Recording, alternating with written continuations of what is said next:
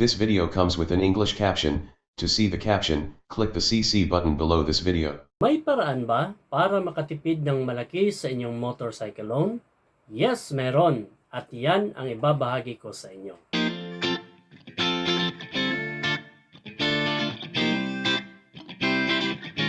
Hello everyone! Nandito kayo sa Search Hub kung saan matututo kayo ng mga kaalaman na makatutulong para makagawa kayo ng tamang desisyon. Para updated kayo sa aking videos, huwag kalimutang i-click ang subscribe button at ang notification bell below this video. Kung ikaw ay kumuha ng motorcycle installment plan, maaring di mo alam o di mo lang napapansin na sa katapusan ng pagbabayad mo ay parang 1.5 motor na pala ang binayaran mo. Dahil sa laki ng interest na itinataw ng iyong dealer. Para wag itong mangyari, dapat ay alam mo ang mga ito bago ka pa man kumuha ng motorcycle loan. Tip number 1. Get the best deal in your area. Bumisita ka sa iba't ibang dealer sa iyong area. Ang tawag natin dyan ay canvassing, inquiry, or comparison shopping. Kasi di lahat ng dealers ay pare-pareho. Iba-iba kasi ang style ng dealer sa pag-market ng motorsiklo nila. Ang iba may low down payment, ang iba naman zero down payment talaga. At ang iba pa ay may freebies like free jacket, free helmet, free gloves, free insurance, no CI, at marami pang iba. Kaya marami ang naaakit. Para makatipid ka ng malaki sa interest, kung kukuha ka ng motor through motorcycle financing, hindi ang mga ito ang dapat mong tingnan. Ang dapat mong tingnan ay ito. Bakit APR ang dapat niyong tingnan? Ang sagot nandito sa isang video ko. Kaya i-click nyo lang itong link sa taas o sa description. Para may ideya kayo kung ano ang prevailing APR, nag-canvas ako ulit. This time, I covered more locations. Nag-inquire ako sa mga dealers sa 3 cities na malapit sa amin at ipapakita ko sa inyo ang result. Para madaling ikumpara ang APR, isang motorsiklo lang ang tiningnan ko. Yun ay ang Raider 150 Carb. Sapagkat ito ay base sa aking actual na inquiry, so ito ang prevailing APR ng mga motorcycle dealers ngayon.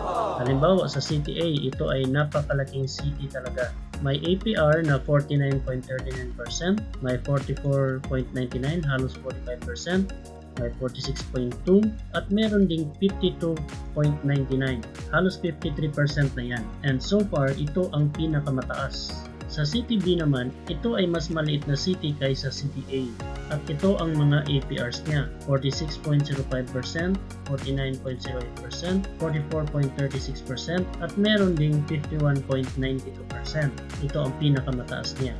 Sa City C naman, merong 39.67%, yan ang pinakamababa. Pero, ang isa naman ay 51.92%. Sa data na aking nakolekta, hindi natin masasabi na mas mura ang mga motor sa isang city kaysa ibang city kasi wala akong makitang ganong pattern sa data na ito. Pero kahit pa paano, makikita natin na iba-iba talaga ang APR ng mga dealers. May mura, may mahal. So far, ang pinakamura ay itong Company 1 sa City C na may APR lang na 39.67%. So maganda yan.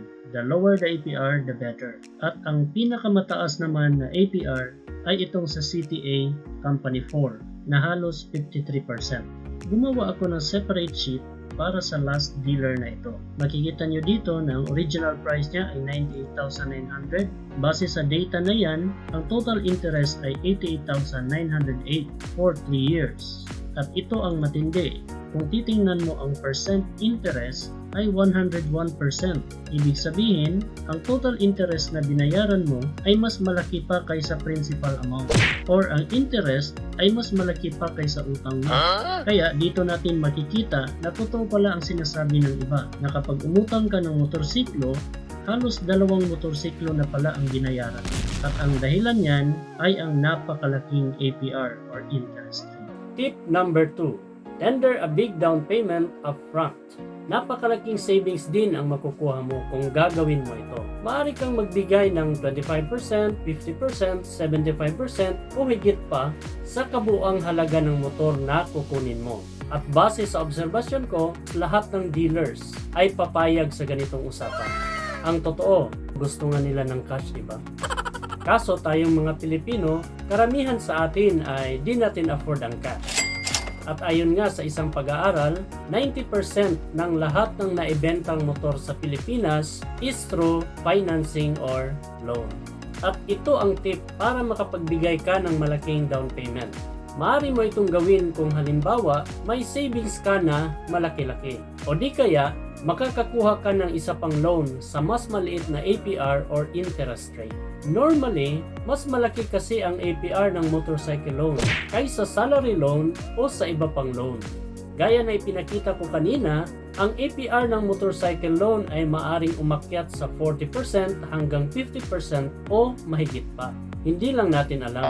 Bibigyan ko kayo ng isang practical tip. Kung makakakuha ka somewhere ng salary loan or personal loan na mas maliit ang APR, halimbawa ay SSS loan, ay kumuha ka. Halimbawa, kung makakapag-loan ka ng 50,000 sa SSS na may APR lang na 10%, pwede kang mag-down payment siguro ng 40% or 50%. Depende sa motor na kukunin mo. Magkano ang maaari mong matipid sa interest kung magbibigay ka ng malaking down payment? Ipapakita ko sa inyo. Sa Excel sheet na ito ay may 4 na table. Ang unang table, yan ang aking actual motorcycle loan. Sa ikalawang table naman, ito ang halimbawa kung nagbigay ako ng 25% down payment, then 50% down payment, or 75% down payment. Makikita ninyo na sa 4 na table, the same lang ang kanilang APR, which is 38.6%. Sa aking actual loan, ang ibinigay ko lang na down payment ay 7,600, which is the minimum required down payment. Kaya, ang aking total interest ay 71,000 in 3 years. And take note, ang down payment ko ay halos 7% lang ng original price. Kaya ano kaya ang interest at savings kung ginawa kong 25% ang down payment? So dito, ang 27,170, yan ay 25% ng original price. Kaya makikita niyo na ang total interest niyan ay 57,270 in 3 years. At ang savings on interest ay 13,730. Malaki-laking savings na rin yan sa interest. Paano pa kaya kung gawin nating 50%? So itong 54,340, yan ay 50% ng original price. Kaya ang total interest ay 38,180 lang. At ang savings on interest ay 32,820. Mas malaki ang matitipid mo sa interest. Paano pa kaya kung 75%? Makikita natin na ang total interest niya ay 19,090 pesos lang. At ang savings on interest ay 51,910. Kaya makikita natin na habang lumalaki ang down payment, lumalaki din ang savings mo sa interest. Tip number 3, shorten the payment term. Ang tip na ito ay related sa tip number 2. Kung nagbigay ka ng malaking down payment, maaari mo ring i-arrange sa iyong dealer na i-shorten ang payment term. For example, from 3 years, pwede mong gawing 2 years o di kaya 1 year. And take note, the longer the payment term, the bigger the interest on the loan. And of course, the shorter the payment term, the smaller the interest on the loan. At ngayon, ipapakita ko kung bakit makakatipid kayo ng malaki kung magbibigay kayo ng malaking down payment at kung paiikliin ang payment term. Sa Excel sheet na ito ay may 4 na tables pa rin. Sa kaliwa ay ang aking actual loan. Pagkatapos, ginamit ko na sample ang 50% down payment. Itong una ay yung original term niya na 3 years. Ito ikalawa naman ay halimbawa 2 years term lang. At ang huli ay 1 year term lang. Makikita niyo na constant ang down payment amount, which is 54,340. At itong payment term ang in-adjust natin, 36 months, 24 months, and 12 months. Siyempre, nagbago din ang monthly amortization. Sa unang sample, ang total interest niya ay 38,180 at ang savings on interest ay 32,820. Yan ang matitipid mo pera sa interest kung magbigay ng 50% down payment at ang payment term ay 3 years. Dito sa ikalawa, ang total interest niya ay 24,476 at ang savings on interest ay mas malaki, 46,524. At dito sa huli, ang savings on interest ay 58,980. So ganito ang matitipid kapag nagbigay ng 50% down payment at ang payment term ay 1 year. Kaya makikita natin na kapag malaki ang down payment at pinaikli ang payment term, napakalaking pera ang matitipid sa interest. Kaya naipakita ko sa video ito na may mga paraan para makatipid ng malaki sa inyong motorcycle loan. Ang mga ito ay find the dealer with the lowest APR, tender a big down payment, and shorten the payment term. And remember, the numbers don't lie. Sa susunod na video, tatalakayin ko naman ang amortization schedule or amortization table.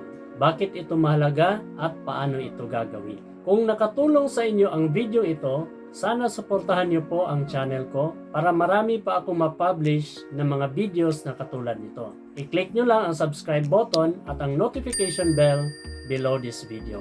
I would greatly appreciate that. Kung may katanungan kayo o reaksyon, ilagay nyo lang sa comment section at sasagutin ko yan isa-isa. Maraming salamat Habers sa panonood sa video na ito. Magkita-kita tayo ulit sa susunod na video.